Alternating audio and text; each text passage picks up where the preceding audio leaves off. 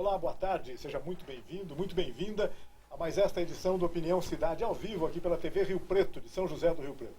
Nosso programa é transmitido para toda São José do Rio Preto, através do canal 7 da NET, e também para todo o Brasil e, por que não, para todo o mundo, através da internet, pelo site www.tvriopreto.tv www.tvriopreto.tv.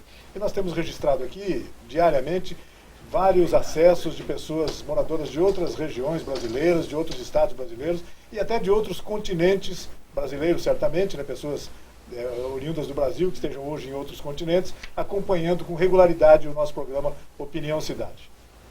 Por isso a gente às vezes trata de temas que, embora focados aqui na nossa realidade de São José do Rio Preto, sejam temas universalmente interessantes. É o caso de hoje, do primeiro assunto de hoje do nosso programa.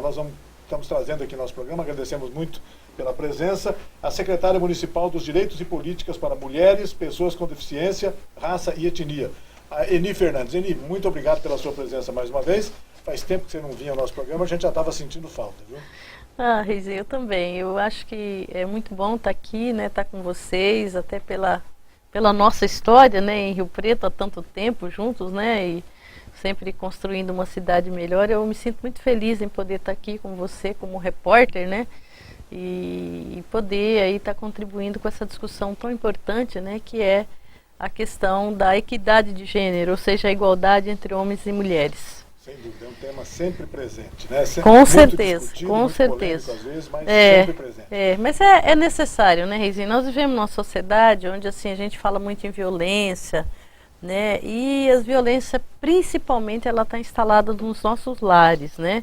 Até a partir do momento que você trata mal um animal, né? Às vezes o marido, a mulher, né? Uma criança trata mal um animal, chuta um animal, né? Daí vem essa construção de violência, né? Contra os animais, porque quem é violento contra um animal ou né, ele é violento também contra o outro ser humano.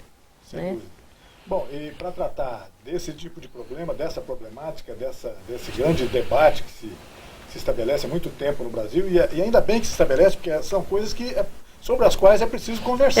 Nós precisamos conversar, dialogar e buscar saídas, né? Exatamente. Começou ontem, aconteceu ontem, Rio Preto, não é que começou, foi ontem em Rio Preto, dia 31 de março, o primeiro seminário de enfrentamento à violência contra a mulher, realizado na Unip, a Universidade Paulista, aqui em São José do Rio Preto. O evento reuniu, eu tenho aqui as informações, representantes de 55 municípios da região e de cidades como Ribeirão Preto, Araraquara, cidades da região de Ribeirão Preto. O prefeito Valdomiro Lopes, que esteve presente, destacou na época que houve uma ampliação de recursos e serviços destinados ao enfrentamento da violência contra a mulher.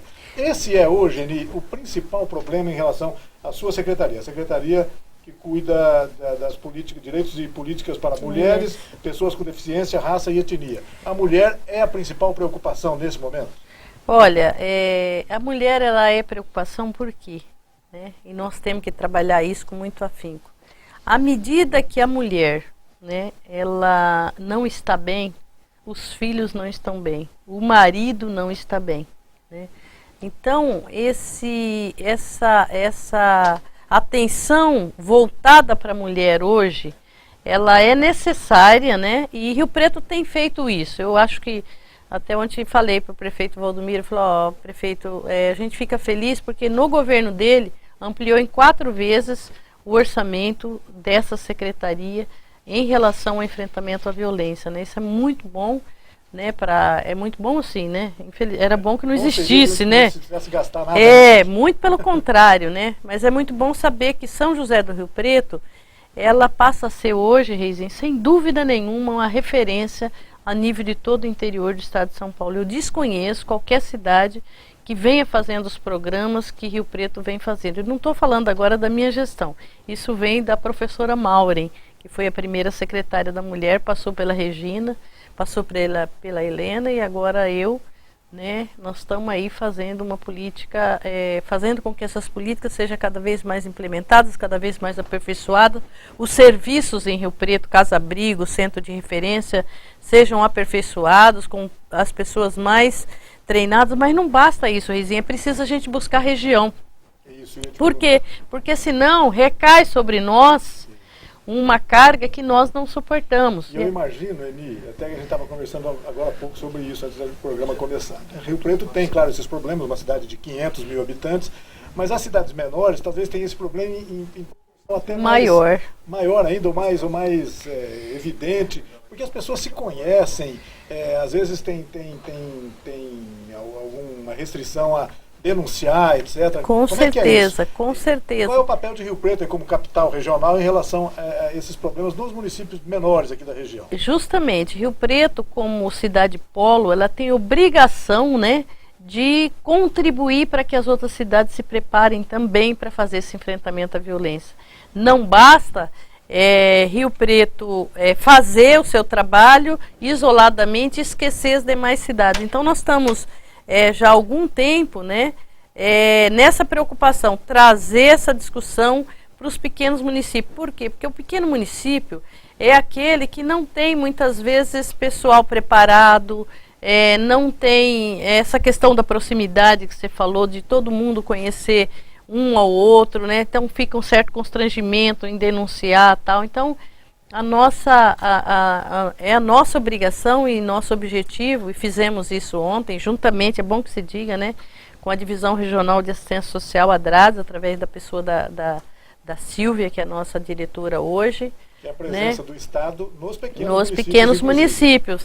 Nós tiramos isso, a Silvia detectou, enquanto diretora regional, que os pequenos municípios esse problema é evidente, e ela trouxe numa reunião de preparação do mês de março a necessidade de nós fazermos essa preparação, que a gente já vinha sentindo, porém nós sozinhos é difícil, e a Silvia foi uma grande parceira. O êxito do encontro também deve-se muito à Divisão Regional de Assistência Social, através da nossa DRADES, né, como é chamada. E nós conseguimos ontem, assim, fazer com que técnicos das áreas de saúde, de assistência social, refletissem o que é a violência primeiro, depois conhecessem todos os serviços que Rio Preto proporciona, e a partir daí sentar com esses serviços, né? As pessoas foram fazendo rodízio de sala para conhecer cada serviço, como é que você faz isso, como é que você faz aquilo, tal. Então a gente chama de oficinas, né? Foram várias prática, oficinas, né, práticas para os profissionais chegarem lá em Nipuã, em Jaci, em Mariporã, enfim, né? E poder, Catanduva, Fernandópolis estava aqui também, né? Poder trabalhar essas questões com mais tranquilidade, porque também não é fácil, Reizinho. Você pensa que você atender uma mulher que está em situação de violência é fácil? Eu assisti uma das oficinas ontem, que os técnicos, assistente social e psicólogo, não identificaram em 3 entrevistas que a mulher passava por violência. Ela isso que eu ia te imaginava perguntar. outra coisa. É difícil, quando a gente fala em violência, não é só a violência física, claro que essa Sim. é condenável sob todos os aspectos, mas há outras formas de violência, né? Fala um pouco sobre quais são essas formas. A moral, a patrimonial, por exemplo, à medida que um homem chega e fala, não, hoje eu vou pegar o seu dinheiro porque eu preciso dele, às vezes até para fazer mau uso, né? E tira o dinheiro, né? Estou falando do dinheiro, mas um anel, uma coisa. Não, esse anel seu, eu não quero mais ver você com esse anel. Tira o anel. É violência psicológica, né? A gente patrimonial essa. A psicológica é quando você agride a pessoa. Você é muito gorda, você é muito feia, porque você, né? Então isso vai somando, né? A gente fala somatizando na pessoa aquele sentimento de que ela realmente é feia, de que ser gorda é feio, enfim, e ela vai criando um problema, uma barreira consigo mesmo, e ela passa a ser uma pessoa triste. Ela passa a ser uma pessoa que não transmite alegria para o filho, que não transmite alegria para o marido, é claro, né? E aí, tudo isso a gente tem que trabalhar, né? Não deixa de ser também uma forma de violência, a gente estava conversando sobre isso agora há pouco. O marido, o companheiro, chegar e dizer assim, ó, essa roupa sua é horrível, tá feia, está parecendo uma... essa comida que você fez, né? Enfim, a roupa, a comida, né? São coisas que tocam fundo na pessoa e a pessoa não expressa. E aí, o fato de nós termos o serviço, Reizinho, é fundamental, porque a mulher vai lá e ela vai trabalhar isso. Como é que ela vai trabalhar isso? né, através, conjuntamente com o psicólogo, com o assistente social, com o advogado, achar caminhos.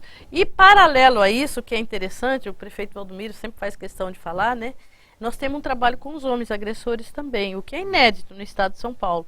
Os homens que agridem suas mulheres, ou mesmo com esse nível de agressão, é feito um trabalho também com eles, com o psicólogo, com o assistente social e tal, para que ele se reencontre e ele reveja essa forma de comportamento. E esse trabalho tem dado muito resultado. Bacana, é um trabalho que eu particularmente gosto muito, e até se você um dia, era bom trazê-los aqui para os técnicos que fazem, para estar colocando, né, os resultados que esse trabalho tem dado. Claro, isso sempre é muito importante. Sugiro, né? Estou sugerindo aqui para você. Sem dúvida que sim. Puxa vida, muito bacana esse trabalho, essa preocupação que existe no poder público de São José do Rio Preto em relação a um aspecto que muita gente às vezes prefere não enxergar muito. Justamente, isso. Fala, não, vamos conversar sobre isso não. Nós já falamos, né? Não sei se foi fora do ar, não vai agora novamente, mas é isso que faz e que produz a violência que nós estamos vendo hoje na sociedade. À medida que nós conseguirmos trabalhar essa violência no nosso local de moradia, né, nas nossas casas, no nosso local de trabalho, enfim, nos locais onde a gente convive na rua, a gente começar a trabalhar na nossa cabeça, conter um pouco esse ímpeto de violência que nós temos, nós vamos conseguir, com certeza, criar uma sociedade de paz, né, onde as pessoas vivam mais de paz, onde no trânsito não haja tantos xingamentos. Mais de tolerância, tudo isso. Um pouco mais de tolerância, ou total tolerância, né? Nos lares também, que os filhos não tenham, né, não cresçam num lar tão horrível, né, que já cresce. Porque, assim, uma coisa que foi muito discutido lá ontem, assim, normalmente o homem que agride, ele viu a agressão antes, ou também, às vezes, até foi vítima de agressão na sua infância. E engana-se também quem pensa, por exemplo, que nós falamos essa forma de violência psicológica, não tem importância. Isso aí não tem nada, não faz mal para a pessoa. Faz sim. Primeiro porque faz mal mesmo, atinge a pessoa intimamente, né? Justamente. Segundo porque pode evoluir para a violência física. A violência física nunca começa na violência física, começa numa outra forma. Ou na moral, ou na questão, né? Moral, quando diz assim, né? Por exemplo, um homem, mas olha essa roupa sua, curta, o que você está querendo com essa roupa, né? Vai me trair? Já é uma violência moral, né? E a psicológica é a hora que ele pode completar dizendo, olha como você fica feia com essa roupa. E talvez a mulher está se achando bonita, né? Com aquela roupa, né? E ele acha feio porque ele, às vezes por ciúmes, por, né, qualquer outra razão. Mas o que vai acontecendo? Essa mulher vai se definhando na sua mente, né? Botando na cabeça que ela fica feia, que ela é feia e tal. E que, o prejuízo é intangível, não tem como quantificar isso, vai embora. Porque não tem coisa melhor que você receber um elogio, né, Rizinho? Imagina que isso todo mundo gosta. Olha, né, por exemplo, ontem nós fizemos esse evento, né, e as pessoas, nossa, olha, foi muito bom. Então eu e a Silvia, né, da nossa diretora da Drades, nós saímos muito felizes, né? Dormi bem, né? Se achando. Dormi bem, foi muito duro produzir esse evento, foi muito cansativo. Acho que as nossas equipes, né, os nossos funcionários trabalharam muito, mas foi muito satisfatório o resultado final. Eni, mas quando chega no ponto da agressão, seja ela motivada, por exemplo, pelo alcoolismo, que deve ser uma coisa muito frequente, pelo uso de drogas, sim. Aí não tem como ter tolerância em relação a isso, né? Reizinho, essa é uma questão desafiante. Inclusive eu estou em conversas com a secretária Helena e com a Terezinha. Nós estamos indo buscar algumas sugestões aí em outras cidades, né? Ver essa questão do uso excessivo de álcool e outras drogas, né? Como é que a gente trata isso? Porque assim, Reizinho, não há no Brasil hoje um modelo, né? Existem algumas experiências, então nós vamos catar uma coisa aqui, outra ali, juntar com o que nós temos, porque isso é, sem dúvida nenhuma, um potencializador da violência contra a mulher hoje. E tem um problema, né, de fundo econômico, Ani, que eu imagino que agrava essa questão, né? Com a mulher, certeza. Em um determinado momento, ela denuncia o problema, mas depois ela depende economicamente do companheiro. Ela quer voltar aí, muita gente, se o profissional não está preparado, aí ele fala, o profissional que for atender essa mulher, fala, mas a senhora aqui outra vez, dona Maria? E ela tem que entender que existem razões para ela ter voltado para o marido. Porque ela volta por quê? Porque às vezes tem 2, 3 filhos. Como é que ela vai manter esses filhos? Existe um sufoco econômico, né? Justamente. Então nós temos trabalhado também essa questão do lado do empoderamento profissional da mulher, né? Para que ela não é só ir lá atender, né? Mas até quando ela, que é o último recurso nosso, nós temos em Rio Preto uma casa-abrigo. Uma casa quando a mulher chega naquele estágio que ela não pode mais ficar em casa, que a vida dela está sob ameaça, ela vai para uma casa que é sigilosa em Rio Preto, né, que é um convênio nosso com a Cáritas, da prefeitura com a Cáritas, e aí essa mulher fica lá, e nesse período que ela fica lá, que pode ser até de 6 meses, às vezes até mais, né? A regra é até 6 meses, mas, né, toda regra tem exceção, né? Essa mulher, ela é, lá dentro da casa, algumas coisas ela começa a fazer, se ela não sabe, para poder manter sua sobrevivência independente do marido, né? A doutora Suzana Quintana, da OAB, aqui há pouco tempo, ela esteve aqui participando do nosso programa, saudando a perspectiva de que seria criada uma vara na questão civil da mulher, né? Da mulher, da mulher agredida. Como é que está isso? Nós estamos, inclusive, discutindo, a doutora Suzana é uma das pessoas que está à frente, né? Mas tem havido discussões aí, já está proposto criar-se não a vara ainda, mas um anexo. Isso. O anexo seria um passo, né? Vamos supor, um degrau para a gente chegar à vara. Dependendo do nome, se resolvesse o problema, o importante é ter um local onde essas mulheres que são vítimas de violência, esse processo tramite com mais rapidez, porque às vezes, Reizinho, e eu me lembro muito de uma frase de uma mulher que estava brigada aqui na nossa casa, ela dizia assim, é muito duro para mim, até numa entrevista na televisão ela disse, é muito duro para mim porque eu estou presa aqui dentro e ele está solto na rua. Por quê? Porque a nossa justiça ainda é muito morosa. Então, a mulher vai ser protegida na casa, vai para casa onde ela fica tanto é que a casa pouca gente sabe onde é, né? Claro, ninguém sabe, ela não pode sair, por exemplo, se ela é de Rio Preto, ela não pode ir visitar a cidade. Até na unidade básica de saúde, se ela precisar, a gente tem todo um trabalho com a Terezinha, né, com a secretária de saúde, já acertamos. Ela entra por uma porta especial, ela é atendida com prioridade, o filho dela, para não ficar exposta, porque de repente ela vai lá na unidade e eis que tem alguém que conhece o marido, ou fala para o marido, ou o próprio marido está lá. Além do risco em si, a própria exposição pública. Sim, ali, que é uma então, coisa então são coisas que a gente tem que ser trabalhada com mais agilidade. E essa vara viria justamente resolver um problema sério, que é fazer com que o homem que é agredido seja punido e a mulher possa ficar em liberdade. Sem dúvida. Com seus filhos. Hoje, na casa de abrigo, casa de acolhimento, é a mesma coisa, o nome é o mesmo? Quantas pessoas são atendidas? Olha, nós temos, até ontem o prefeito anunciou, né, lá, que ele concedeu a possibilidade da gente alugar uma casa que acolha de 6 ou mais mulheres, né? Então ele vai despender recursos, já despendeu, já está acertado que ele despende recursos para isso. Mas nós temos hoje uma casa para no máximo 5 mulheres. E normalmente essa casa está cheia, Reizinho. E aí, o que acontece? Nós temos que ligar para Ribeirão, para Araçatuba ou para São Carlos. Vocês têm uma vaga aí para nós mandarmos uma mulher para lá? E eles também fazem isso. Não é raras vezes, por exemplo, nós estamos com a mulher de Araçatuba aqui em Rio Preto hoje.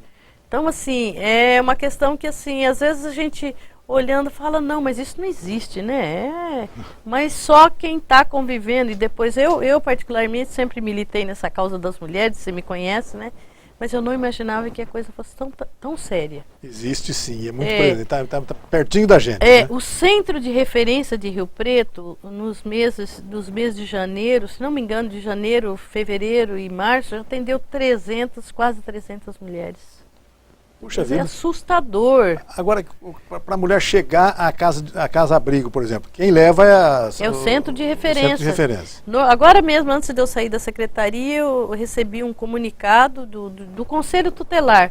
Então, o Conselho Tutelar encaminha, a Secretaria de Saúde encaminha, a Delegacia encaminha, as mulheres podem ir, porque assim, a divulgação do serviço, essa entrevista contribui muito para isso, isso faz com que as mulheres procurem mais.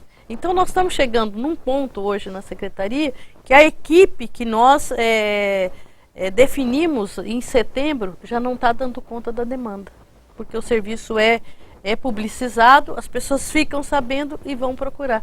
Então o número tem crescido, não é porque a violência tem crescido, é porque as pessoas têm tomado conhecimento e vão procurar o serviço. É claro que a gente gostaria que esse problema não existisse, mas ele existe e em ele existindo é muito importante que as pessoas denunciem, sim, procurem essas salvaguardas existentes pelo poder público e se protejam, porque nós estamos falando de proteção mesmo, não apenas psicológica, conforme a gente conversou, nós estamos falando de proteção de vida em alguns casos. Sim, é da mulher e dos filhos. Não é só da mulher, porque os filhos também ficam no abrigo.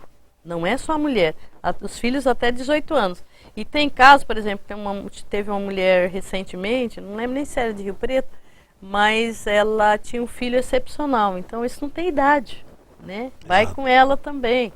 Então, assim, é um trabalho assim, muito gratificante, né, para quem faz, ver essa mulher chegando, ver essa mulher saindo, porque ela sai de lá como se fosse outra pessoa.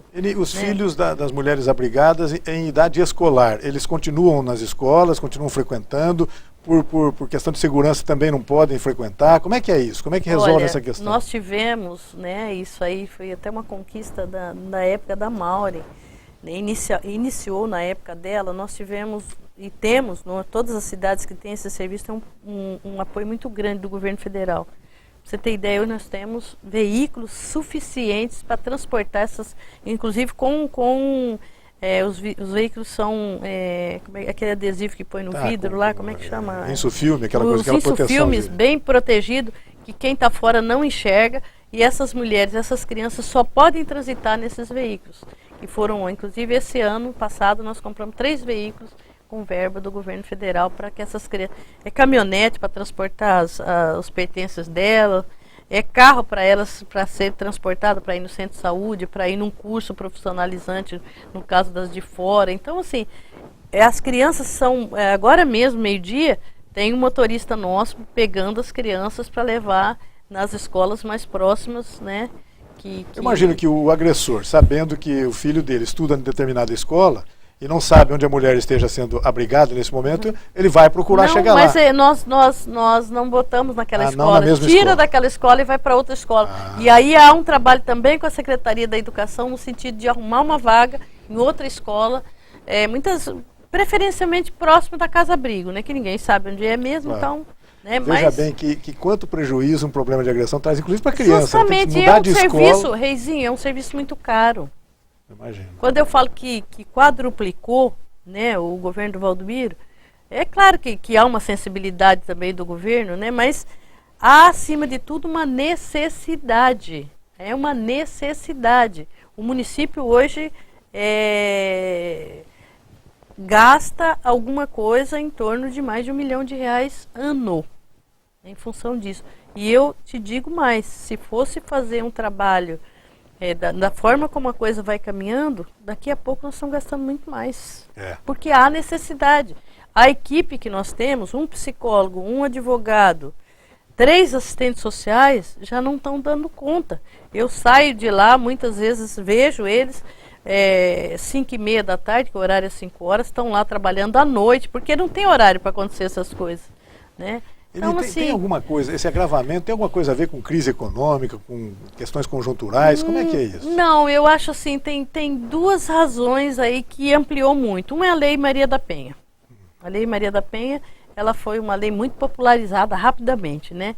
E a segunda coisa é a publicidade que é dada desse serviço. E tem uma terceira coisa, que não é fruto, né, isso vem já de alguns anos para cá.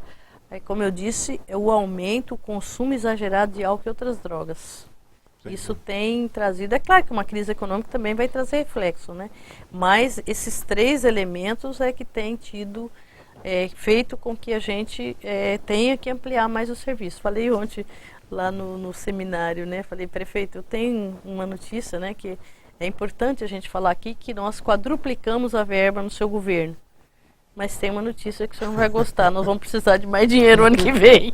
Em 2016, com certeza, nós acabamos de fechar o orçamento, nós vamos ter que, os profissionais que estão não dão conta, não vão dar conta, não estão dando conta hoje, mas não tem muito o que fazer, né? Não tem orçamento é aquilo que está previsto, né? Mas nós vamos ter que reorganizar o serviço ano que vem. Bom, 2016. Logo no começo aqui do nosso programa eu perguntei para você se a questão da mulher é o principal problema. Estou vendo que é mesmo, né? Mas existem outros programas na Secretaria que cuida também da pessoa com deficiência, raça e etnia, né? Fala de um modo geral sobre esses outros programas. Olha, ontem aconteceu em Rio Preto um evento do deficiente que eu sequer pude ir, porque eu fiquei o dia todo, foi marcado no mesmo dia, né? Eu fiquei o dia todo, mas assim, olha, eu conversei bastante ontem, inclusive com representantes do Conselho Municipal da Assistência. Esses setores carecem também de uma atenção especial do governo. Nós temos feito, mas é preciso aprimorar esse trabalho com os deficientes e na promoção da igualdade racial. Na promoção da igualdade racial, nós temos aí logo para ser, se Deus quiser, vamos lançar um núcleo de enfrentamento à violência. Nós estamos discutindo ainda várias entidades, né, universidades, mas nós vamos fazer isso. Por quê, Reizinho? É um problema também meio camuflado. Sim. A discriminação existe, mas aparece em quem? Aparece no Aranha, aparece no Tinga, aparece na jogadora de basquete. Isso. Mas o Daniel Alves lá no Barcelona. Justamente, a banana, né? Uma banana, né? Pra isso, ele. A banana, ele comeu a banana, né? Foi esperto. Isso, ele foi legal.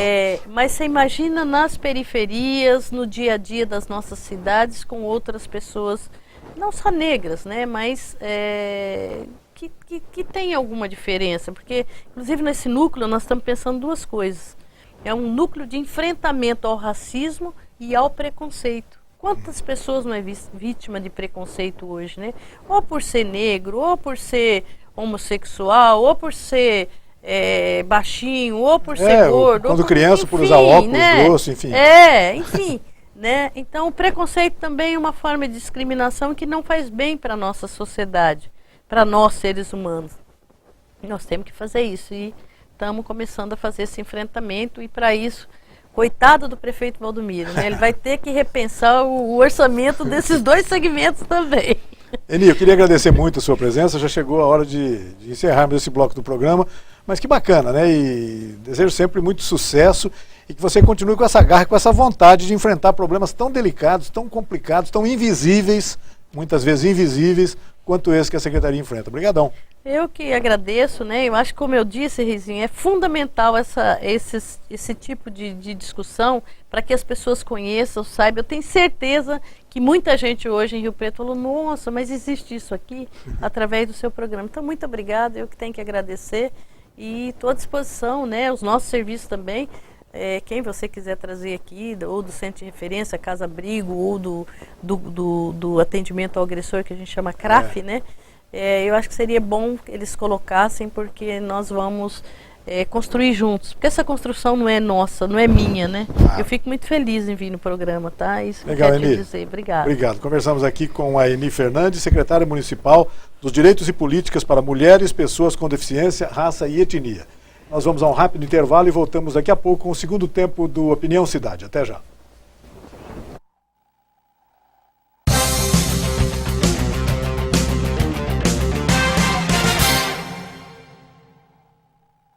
O cartão azul que você põe no carro dá direito de utilizar a vaga por até 2 horas.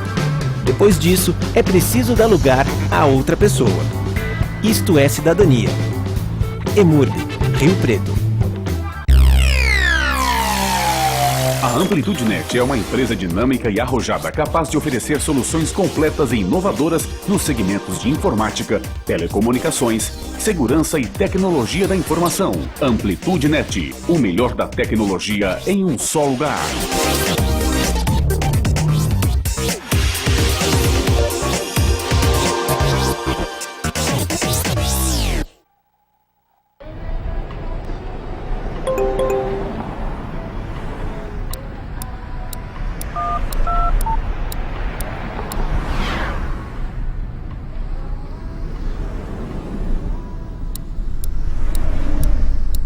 Com um torpedo, você perde a visão da pista pelo mesmo tempo.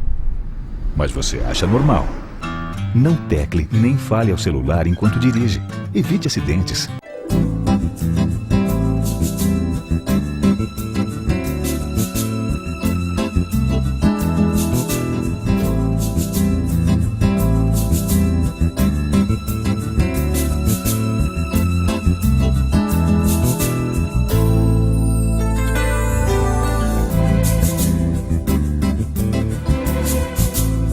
Óticas Rio Preto, veste o seu verão. Braseiro Restaurante, almoço com sabor da boa comida caseira. Aberto de segunda a sábado, das 10h30 às 14 horas, com um cardápio diferente todos os dias. Braseiro Restaurante, um jeito simples e gostoso de comer bem.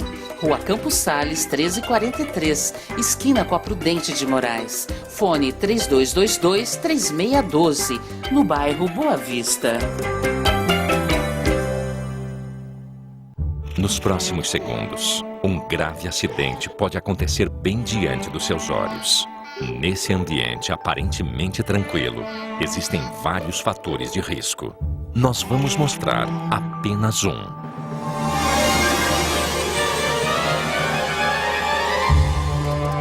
Aprenda a prevenir quedas e muitos outros acidentes. Acesse www.criançasegura.org.br. Nós fazemos a TV Rio Preto.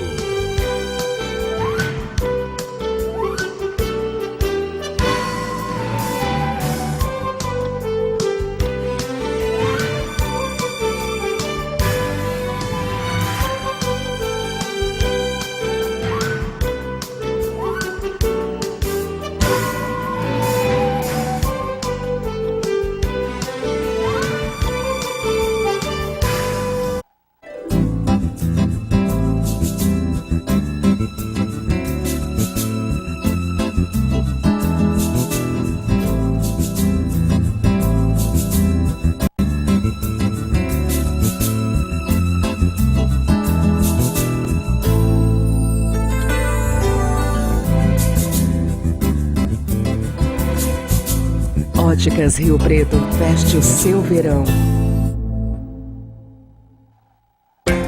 Braseiro Restaurante, almoço com sabor da boa comida caseira. Aberto de segunda a sábado, das 10h30 às 14 horas, com um cardápio diferente todos os dias.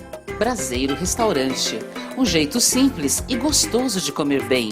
Rua Campos Sales, 1343, esquina com a Prudente de Moraes. Fone 3222-3612, no bairro Boa Vista.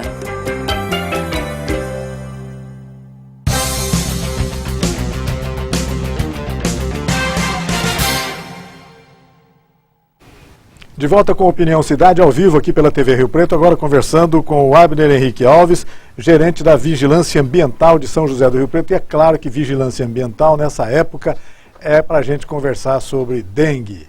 São José do Rio Preto tem casos de dengue registrados, etc. Existe uma suspeita de óbito, de uma morte que está sendo investigada ainda. Daqui a pouco o Abner vai nos falar sobre isso. Mas tem uma pequena informação que o Abner nos trouxe agora, que é importantíssimo a gente esclarecer. Há uma informação circulando pelas redes sociais de que alguns uniformes dos agentes da vigilância ambiental foram roubados e que por isso essas pessoas poderiam utilizá-los indevidamente. E algumas pessoas em São José do Rio Preto estariam resistindo à ideia de receber os vigilantes, os agentes da vigilância. O Abner está nos esclarecendo que isso não é verdadeiro, não houve nenhum roubo nesse sentido, quer dizer, não há esse risco.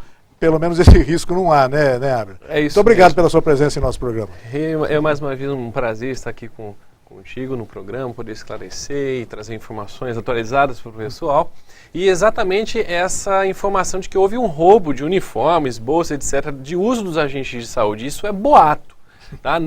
Isso não aconteceu, né? E então, muitas vezes o morador ele pode ficar com dúvidas com relação à identificação do agente de saúde.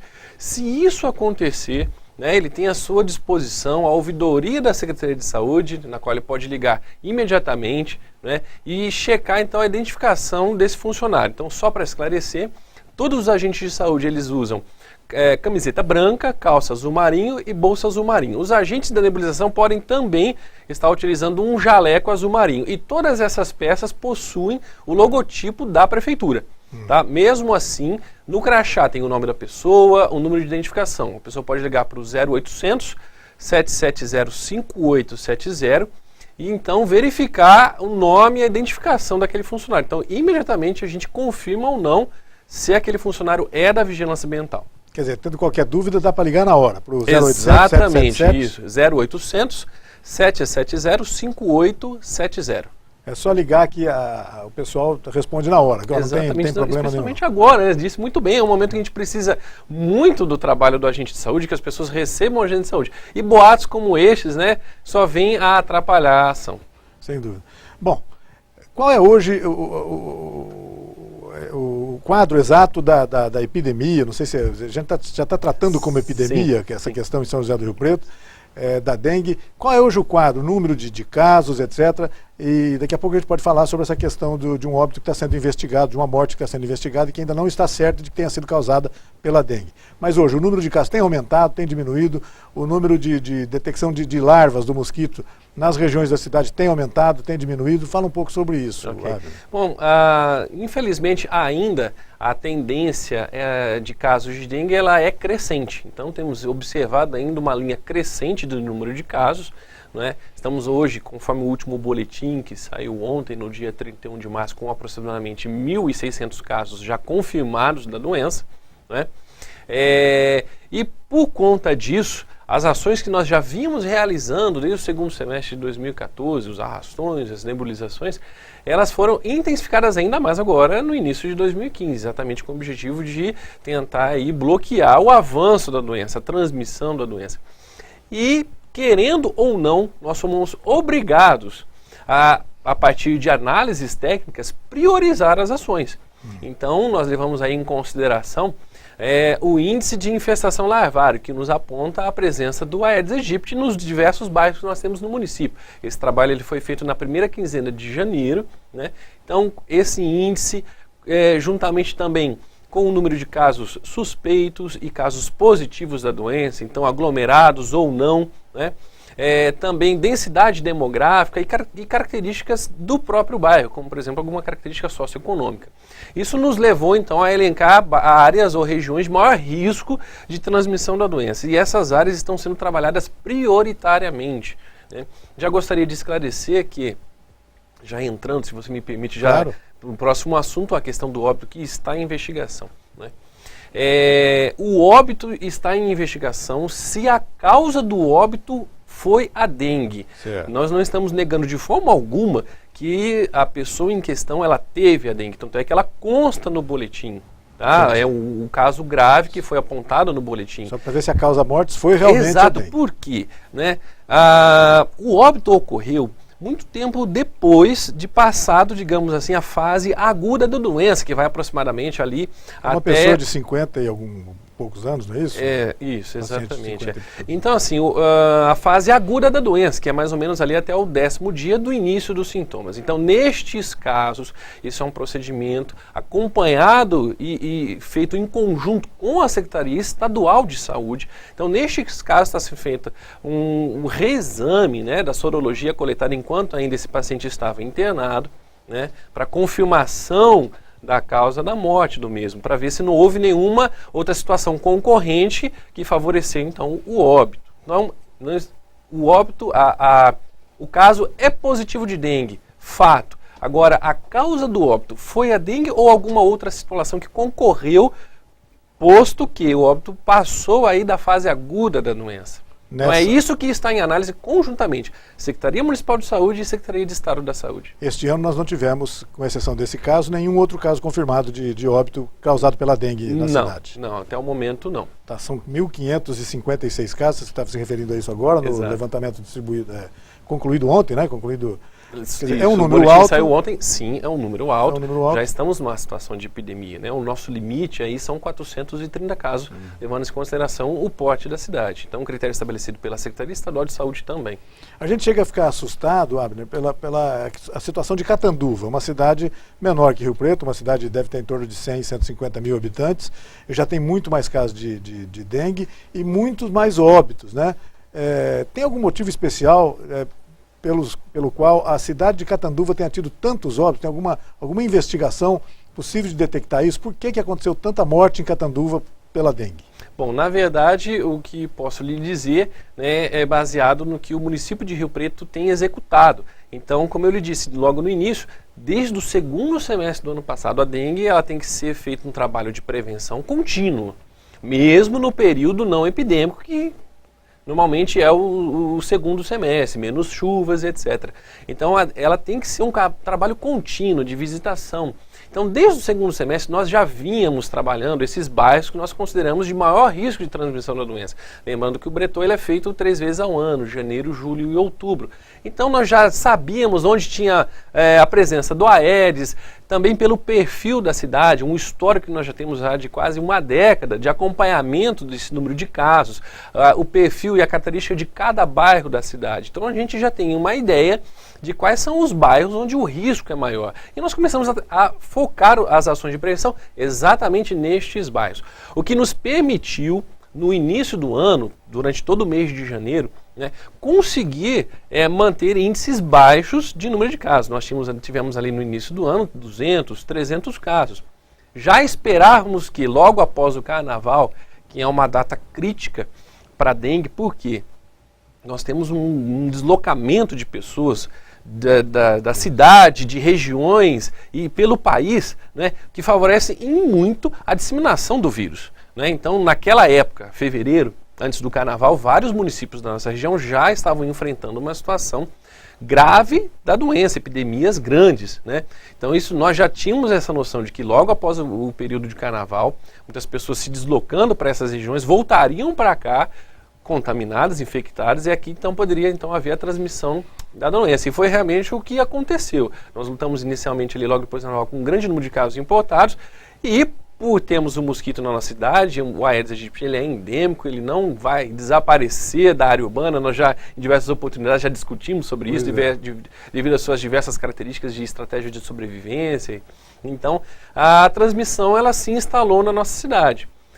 Em áreas que nós consideramos prioritárias, as áreas que tinham uma densidade populacional muito grande, então a transmissão ela começou a acelerar. Então nós focamos nessas áreas e conseguimos controlar. Tá?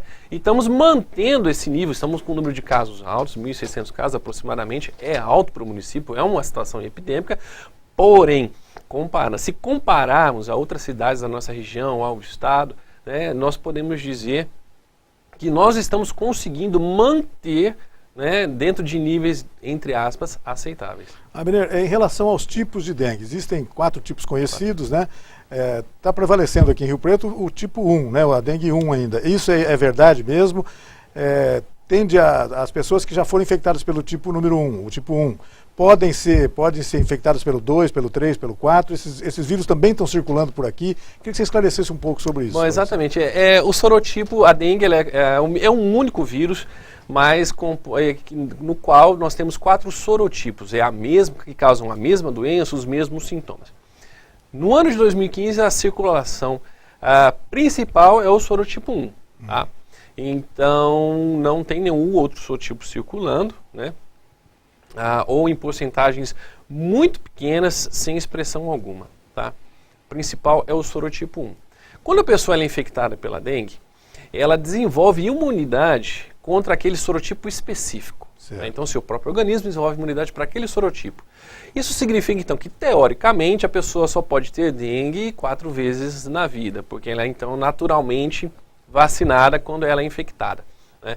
Porém, o risco das reinfecções, né, é grave quando ao aumento da possibilidade da pessoa ter um quadro clínico pior. Isso é verdade, quer dizer, a reinfecção é mais perigosa. Quando a pessoa se reinfecta, então ela teve dengue em anos anteriores e ela está tendo dengue novamente agora, o risco dela ter um quadro clínico pior aumenta e aumenta bastante. Então é muito importante que os familiares fiquem atentos a essa condição.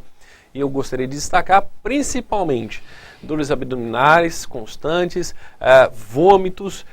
Diante dessa situação, procurar imediatamente o atendimento médico. Tá certo.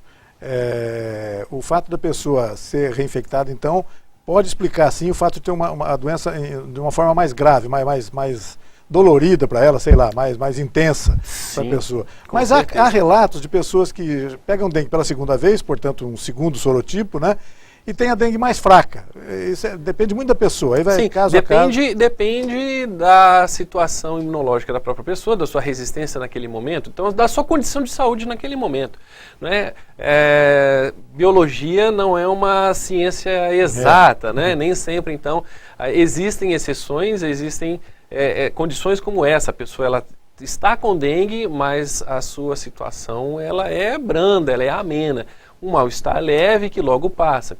E aproveito para dizer que essa situação da dengue leve, situações desse tipo, é que acaba por favorecer a propagação da doença. Por quê? Muitas vezes a pessoa ela não procura o atendimento médico, esse caso ele não é notificado, não é feito o exame de sangue, etc. Então nós perdemos essa informação. E era um caso positivo, o vírus esteve ali. Então há a possibilidade de um mosquito ter picado essa pessoa durante o período de viremia, adquirido o vírus, e ele começar a retransmitir, né? E essa informação acaba por se perder. Entendi.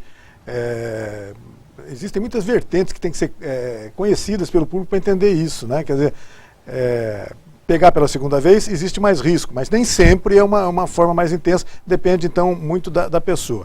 Eu estou vendo aqui que na estatística que a Vigilância Ambiental divulgou ontem, existe em Rio Preto esse ano um caso de dengue grave.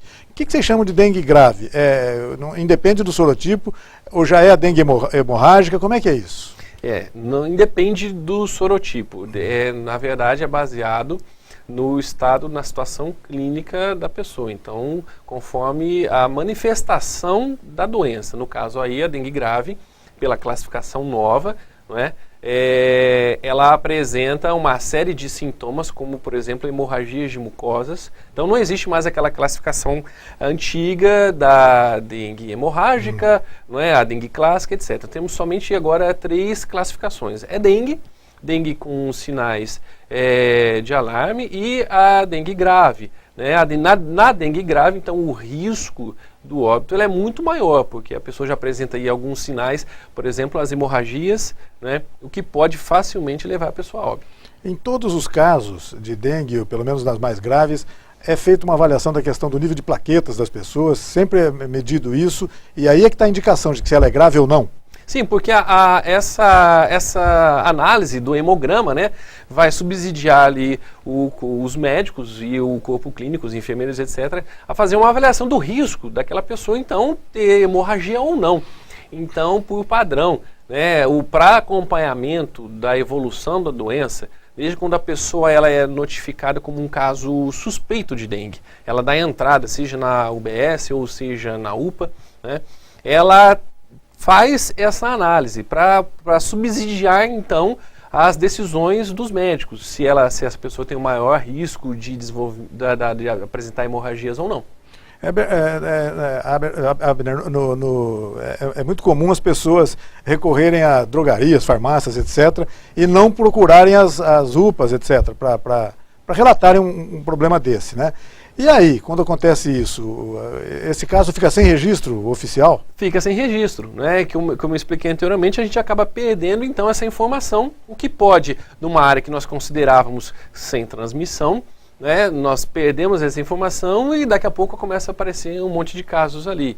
Então é muito importante com que a pessoa procure o serviço de saúde, seja particular ou público, seja na UPA ou nas UBSs. Lembrando que todas as UBSs, as unidades de saúde da família, elas estão prontas, rápidas a também receber esses pacientes suspeitos de dengue e fazer o acompanhamento dos mesmos, tá? Então é muito importante com que a pessoa ela procure atendimento médico para não se automedicar, porque o risco, né, da pessoa tomar algum medicamento que não seja o melhor indicado, que pode ali favorecer ainda mais o agravamento do seu quadro clínico. Mesmo em relação aos medicamentos supostamente mais indicados ou não, existem divergências em relação a isso, né? Exatamente. Não defendem, por exemplo, o paracetamol. Enfim, é muito complicado isso. Nada como a opinião do profissional médico, né? Isso. Então, os médicos, eles são constantemente capacitados, passam por retreinamentos, etc., para estarem reciclando seus conhecimentos, né? Uma hora um medicamento ele é o melhor indicado, daqui a pouco você pode, não, esse medicamento não é mais, e passa para um outro medicamento. Então é muito importante a pessoa procurar o atendimento médico, nunca se automedicar, porque ela pode agravar a sua situação. Bom, são candidatos à dengue pessoas de todas as idades, não tem discriminação em relação a isso. Classe social ou bairro. Por isso é muito importante com que as pessoas elas participem, né, efetivamente das ações que o poder público tem executado. Eu sempre gosto de dizer que a responsabilidade no combate à dengue ela é meio a meio. Metade da responsabilidade é do poder público em se planejar, executar ações de prevenção, como os arrastões, as nebulizações, mas também da população, recebendo agente de saúde, aprendendo com ele e colocando em prática aquilo que lhe é ensinado, mantendo o seu quintal limpo, livre de criadouros. Né? Porque se você sair na rua hoje e perguntar o que é preciso para evitar a dengue, todas as pessoas sabem. Todo mundo sabe. Então, na teoria, todo mundo sabe. Informação que é de conhecimento geral, ela não é colocada em prática. Muitas vezes as pessoas consideram a dengue uma doença banal. E nós temos visto que não é. Haja posto aí na nossa região um grande número de casos. No estado de São Paulo, o grande número de óbitos, infelizmente, que nós temos visto. Né? Hoje um desses telejornais matinais aí da TV mostrou hoje numa dessas cidades um problema de que esses postes de fixação das placas de trânsito, por exemplo, absorvem água ali, então virava um criador do mosquito. Quer dizer, como tem que ficar atento para isso tudo, né? Eu sempre gosto de dizer, o Aedes aegypti ele é extremamente adaptado ao ambiente urbano, ele encontra os menores criadouros possíveis, né? E ali ele se desenvolve e favorecido pelo clima da nossa região, né, é muito mais rápido, esse ciclo se fecha muito mais rapidamente. Então aquela olhada semanal no quintal e dentro da residência, naqueles criadouros, entre aspas, ocultos, como por exemplo ali o evaporador atrás da geladeira, calhas, especialmente agora no momento que nós temos chuvas intercaladas com dias de sol. A calha pode estar entupida com folhas, galhos, então é muito importante, ela pode estar desnivelada. Então é muito importante olhar esses locais. Você acha que mas minha casa ela é limpa, eu não sequer tenho o quintal, é tudo, né, cimentado, etc. Mas tem criadouros ocultos dentro da residência e o Aedes aegypti ele encontra esses criadouros. E essa busca pelos criadouros distribuídos aí pelos imóveis não utilizados ou não habitados na cidade, por exemplo, agora, isso continua valendo? Sim, com certeza. Inclusive na semana retrasada nós fizemos um encontro, uma conversa com os representantes das imobiliárias aqui do município, né? E nós repassamos ali toda essa importância, né, da vistoria do imóvel que está fechado, porque esse imóvel ele vai ficar fechado por algumas semanas ou até alguns meses, né? E ali nós temos criadouros sim, o ralinho, o vaso sanitário que não vai ter uso, então aquela água que vai permanecer ali, ela é um potencial criador para o mosquito. Então conversamos com esses representantes e durante todas as visitas que eles fizerem ali, seja para captação ou apresentar a um cliente, para manter tampado o vaso sanitário, também tampar o ralinho, né? E também como uma parceria, sempre quando eles virem alguma situação crítica, né, durante o seu trabalho, acionar a vigilância ambiental para que a gente possa fazer então a ação de controle ali. Abeneiro, queria agradecer muito a sua presença mais uma vez em nosso programa. Eu que agradeço. A luta não para, né? Sempre tem que. Não pode parar. E a grande arma que se tem em relação a isso é a informação, né? As pessoas têm que colaborar. Como você disse, não apenas o poder público, mas cada um de nós tem uma parcela a contribuir nessa questão, nessa luta permanente contra a dengue, não é isso? É isso mesmo. Eu agradeço mais uma vez a oportunidade, a gente poder esclarecer, trazer informações para o público, né? E é muito importante essa ação de orientação e ensinar as pessoas. Tá certo. Conversamos aqui com o Abner Henrique Alves, gerente da Vigilância Ambiental de São José do Rio Preto, que estava nos falando sobre a dengue. Nosso programa de hoje, além do canal 7 da NET, foi assistido via internet em cidades como São Paulo, Ribeirão Preto, Ibitinga, São Caetano do Sul, Brasília e em outros continentes, inclusive. Fomos vistos, essa entrevista, Abner, foi vista hoje na Indonésia, na Itália e em Portugal. Tomara que, acho que lá eles não têm tanto problema com a dengue quanto nós temos num país tropical como o Brasil, mas que já fiquem avisados em relação a isso. Muito obrigado pela sua presença. E muito obrigado a você que nos acompanhou mais uma vez nesta edição do Opinião Cidade. Desde já, você está convidado a estar conosco novamente amanhã, a partir das 12 horas, aqui na TV da Cidade. Até lá, um forte abraço a todos. Tchau, pessoal.